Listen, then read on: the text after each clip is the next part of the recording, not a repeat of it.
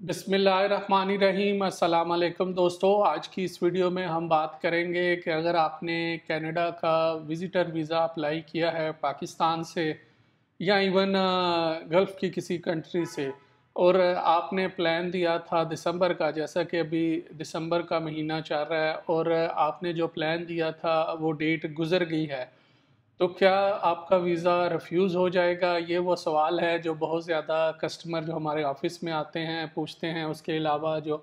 Facebook पे हमारा page है, इंस्टाग्राम या यूट्यूब पे जो कमेंट्स आते हैं, सबसे ज़्यादा पूछे जाने वाला ये सवाल है। तो मैंने सोचा आज इस पे जो अपना थोड़ा तज्ज़िया है वो आपके साथ शेयर कर दूँ कि इसमें अगर आपका प्लान की डेट गुज़र गई है तो क्या आपका वीज़ा रिफ्यूज़ हो जाएगा कि नहीं? तो स्ट्रेट अवे अगर इसका मैं जवाब दूँ तो वो ऐसा बिल्कुल भी नहीं, इसमें बहुत से फैक्टर मैटर करते हैं।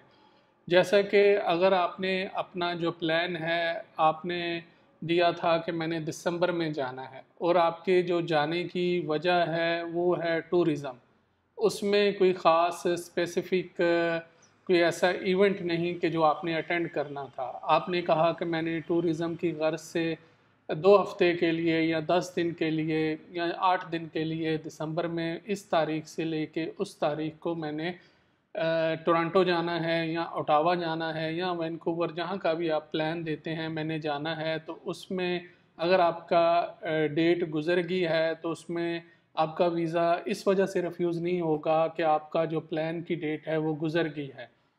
उसमें ये है कि हमने जो खुद भी पर्सनल एक्सपीरियंस किया, कुछ कस्टमर का रिस्पांस लेट आया और उनका जो प्लान की डेट थी, स्पेशली टूरिस्ट जो वीज़ा है वो गुज़र गई थी, लेकिन फिर भी उनको वीज़ा ग्रांट हो गया। उसमें बाकी उनका प्रोफाइल अच्छा था, फाइनेंशियल अच्छे थे, ट्रैवल हिस्ट्री भी ठीक थी, तो उनको वीज़ा ग्रांट हो गया। सबसे ज़्यादा इफ़ेक्ट इसका तब आता है जब आपने किसी अपने अज़ीज़ रिश्तेदार की शादी अटेंड करनी है, आपने कोई एंगेजमेंट अटेंड करनी है। अगर आपका जाने का पर्पस बिज़नेस है, वहाँ पे कोई कॉन्फ्रेंस थी, वहाँ पे कोई इवेंट था, आपको जो इनवाइट करने वाला बंदा है उसने कोई स्पेसिफिक डेट लिखी थी कि ये हमारा फ़लाँ तारीख़ को फ़लाँ तारीख़ तक इवेंट है और इस बंदे ने आके अटेंड करना है,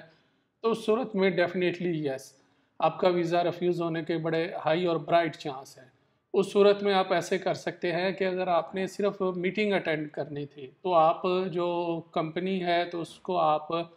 ईमेल करके या फ़ोन करके अपना जो लेटर है एक नया लेटर मंगवाएँ। नया लेटर मंगवा कर उसमें आप ये मेंशन कर दें कि इससे पहले जो लेटर था उसकी डेट ये थी, अब हमारा प्लान रीस्केड्यूल हो गया, अब हमारी नई डेट ये है। तो वो 1-2 महीने बाद का प्लान मंग करवा के आप वेब फॉर्म पे जो है एम्बेसी को इन्फॉर्म कर दें। तो उस सूरत में हो सकता है कि आपका जो वीज़ा ऑफ़िसर है इस चीज़ को कंसिडर करे और आपका वीज़ा रिफ्यूज़ ना हो और आपको जो है वीज़ा ग्रांट हो जाए। लेकिन अगर आपने शादी अटेंड करनी थी, एंगेजमेंट अटेंड करनी थी या कोई कॉन्फ्रेंस अटेंड करनी थी और उसकी डेट गुज़र गई, तो फिर आपके हाई चांस है कि आपका वीज़ा रिफ्यूज़ हो जाएगा। तो ये कुछ फैक्टर हैं। इसलिए जब भी आपने वीज़ा अप्लाई करना है, चाहे वो टूरिस्ट वीज़ा हो, चाहे आपका बिज़नेस वीज़ा हो या आपने फैमिली फ्रेंड को विज़िट करना है और वहाँ पे कोई इवेंट अटेंड करना है, तो आपने कोशिश करनी है कि जो आईआरसीसी की वेबसाइट है वहाँ पे जो प्रोसेसिंग टाइम है जो 14 दिसंबर को अपडेट हुआ वो है 57 डेज़ टूरिस्ट वीज़ा के लिए या विज़िट वीज़ा के लिए पाकिस्तान से। तो आपने कोशिश करनी है कि आपने कम से कम भी 3 साढ़े 3 महीने का प्लान देना है, यानी कि अगर आपने अभी वीज़ा अप्लाई करना है दिसंबर में या आपने जनवरी में वीज़ा अप्लाई करना है, तो आपने कोशिश करनी है अगर जनवरी में करेंगे तो आप अप्रैल का प्लान दें, यानी कि कम से कम एम्बेसी को आप साढ़े 3 महीने या 3 महीने कम से कम का प्लान दें। इसी तरह अगर आपने कोई बिज़नेस इवेंट अटेंड करना है, मीटिंग अटेंड करनी है, तो उनका जो इनविटेशन है वो कोशिश करें कि आप पहले मंगा लें, क्योंकि एम्बेसी की जो प्रोसेसिंग है अभी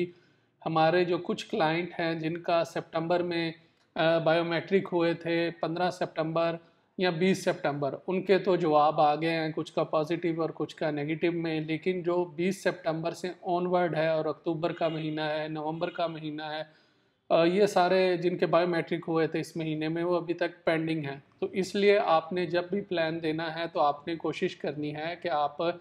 इतना एम्बेसी को इनफ टाइम दे कि आपकी जो एप्लीकेशन है प्रोसीड हो सके, और बाद में ये जो मसाइल आते हैं कि आपकी डेट गुजर गई है, चाहे आपने टूरिस्ट वीज़ा अप्लाई किया, चाहे आपने कोई इवेंट अटेंड करना था, चाहे आपने कोई एंगेजमेंट या शादी अटेंड करनी थी, तो इस तरह के मसाइल से आप बच सकें। अगर आपका इस वीडियो से रिलेटेड कोई सवाल है तो आप कमेंट्स कर सकते हैं। मैं कोशिश करूंगा कि आपके सवालों का जितनी जल्दी हो सके जवाब दे सकूं। Thank you very much.